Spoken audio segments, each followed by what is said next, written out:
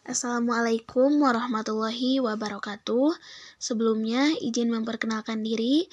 Perkenalkan, nama saya Siti Nur Hasanah, semester 1 Fakultas Tarbiyah di STI Dr. KHZ Mutakin. Tujuan saya membuat video ini adalah untuk memenuhi tugas kuliah pengantar filsafat. Langsung saja, saya di sini akan menguraikan pandangan salah satu tokoh positivisme, yaitu Charles Darwin. Sebelum membahas tentang biografi Charles Darwin, saya di sini akan menguraikan pengertian tentang positivisme itu sendiri. Positivisme berasal dari kata positif. Kata positif di sini sama artinya dengan faktual, yaitu apa yang berdasarkan fakta-fakta. Menurut positivisme, pengetahuan kita tidak pernah boleh melebihi fakta-fakta. Dengan demikian, maka ilmu pengetahuan empiris menjadi contoh istimewa dalam bidang pengetahuan. Tugas khusus filsafat ialah mengordinasikan ilmu-ilmu pengetahuan yang beraneka ragam coraknya. Tentu saja, maksud positivisme berkaitan erat dengan apa yang dicita-citakan oleh empirisme. Positivisme pun mengutamakan pengalaman, hanya saja berbeda dengan empirisme, yang menerima pengalaman batiniah atau subjektif sebagai sumber pengetahuan. Positivisme tidak menerima sumber pengetahuan melalui pengalaman batiniah tersebut. Lalu, biografi Charles Robert Darwin. Charles Robert Darwin adalah seorang ahli pengetahuan alam atau naturalis berkebangsaan Inggris. Teorinya tentang evolusi organik melewati seleksi alamiah telah menyebabkan perubahan besar dalam sains biologi. Charles Darwin, naturalis Inggris yang lahir di Shrewsbury 9 Februari 1809, adalah cucu seorang dokter dan ahli biologi spekulatif ternama Inggris abad ke-19, yaitu Erasmus Darwin. Ayahnya sendiri, Robert Darwin, adalah seorang dokter negara yang kaya. Oleh ayahnya yang menginginkan dia menjadi dokter, ia dikirim belajar ilmu kedokteran di Universitas Edinburgh yang bergengsi. Tetapi minat Darwin pada biologi membuatnya tahun 1827 hengkang dan belajar biografi di Christ's College, Cambridge. Surat dari seorang teman, Henslow, yang mengajaknya mengisi lowongan sebagai naturalis di salah satu kapal penelitian kerajaan atau HMS Beagle, membuka cakrawala baru baginya saat ia ikut melakukan ekspedisi penelitian ke Amerika Selatan dan laut-laut belahan bumi selatan tahun 1831 sampai 1836. Temuan-temuan zoologi dan geologinya dalam ekspedisi itu menghasilkan banyak publikasi penting dan membentuk dasar-dasar bagi teori evolusinya yang menggemparkan dunia. Bukunya The Origin of Species by Means of Natural Selection 1859 ini langsung memicu kontroversi dan perdebatan luas. Namun teorinya itu dengan cepat juga diterima di kalangan akademisi, tapi ditolak keras oleh kaum agamawan. Sekalipun ide-ide Darwin masih akan dimodifikasi lebih lanjut, namun karyanya ini tetap memainkan peran sentral dalam teori evolusi modern. Pemikiran Charles Darwin. Yang pertama adalah Darwinisme. Charles Darwin adalah sarjana terkenal yang membawa teori evolusi sehingga teori itu sering dinamakan Darwinisme. Namun, sebutan tersebut sesungguhnya keliru karena banyak sarjana evolusi yang kurang mengikuti pandangan Darwin atau hanya mengikuti sebagian saja. Darwin ahli zoologi yang menelaah pengalaman-pengalaman dari para pemelihara burung merpati di Inggris. Ternyata dengan cara pemeliharaan yang berencana dan tekun, mereka berhasil memperoleh burung merpati yang jenisnya amat berbeda dari jenis semula. Jenis spesies binatang atau tumbuhan adalah kesatuan binatang atau tumbuhan yang memiliki ciri-ciri hakiki yang sama. Antara mereka mungkin saja terjadi perkawinan hingga menghasilkan keturunan. Teori Darwin membatasi diri pada evolusi biologis, tidak menyangkut evolusi kosmos.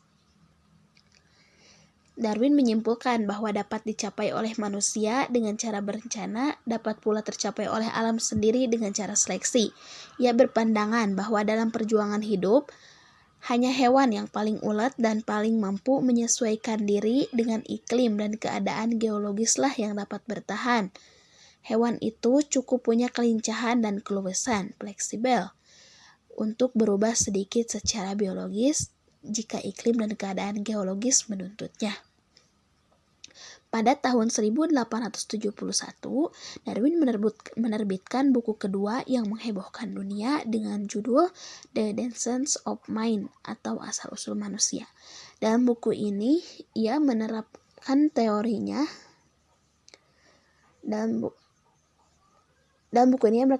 menerapkan teorinya pada manusia, binatang yang paling maju, yaitu kera, dengan mengalami proses turn of life sedikit demi sedikit berubah. Dan dalam jenisnya yang paling maju mengarah ke wujud manusia, dari binatang berkembanglah manusia. Pandangan Darwin diperkuat dengan penemuan manusia Neanderthal pada tahun 1856. Lalu yang kedua ada evolusionisme. Evolusionisme atau teori evolusi adalah suatu interpretasi tentang bagaimana proses perkembangan segala bentuk kehidupan, baik evolusi dalam arti biologi maupun evolusi dalam arti evolusi organik. Teori evolusi tidak sama dengan Darwinisme. Darwinisme adalah suatu penjelasan bagaimana suatu jenis dapat muncul dari jenis yang lain. Menurut Bertrand Russell, teori Darwin terdiri dari dua bagian. Bagian pertama adalah doktrin tentang evolusi yang menyatakan bahwa bentuk-bentuk kehidupan yang beraneka ragam itu tercipta dan berkembang secara berangsur-angsur dari satu tingkat asal yang rendah. Walaupun doktrin ini bukan merupakan yang mula-mula, namun kini diterima secara umum. Sebelum muncul Darwin, telah muncul peneliti teori evolusi seperti Linnaeus, Lyell Erasmus, kemudian datanglah Darwin dan Reichardt. Weismann menciptakan teori kelangsungan benih, Davers menciptakan teori mutasi, Mendel menciptakan kaidah warisan, serta Morgan menciptakan teori jenis. Bagian kedua dari teori Darwin ialah tentang perjuangan hidup dan kelangsungan hidup bagi yang paling sesuai atau suatu search for life and the fittest, yang kemudian dikenal dalam karya filsuf Arab dengan istilah siro fi sabil al-baqo au baqo al-aslah. Teori ini mempunyai implikasi kepada tahap perkembangan flora dan fauna. Yang ketiga ada tafsiran-tafsiran tentang manusia. Untuk memahami apakah evolusi, kita harus menjauhkan diri dari kesalah-tafsiran yang sering terjadi.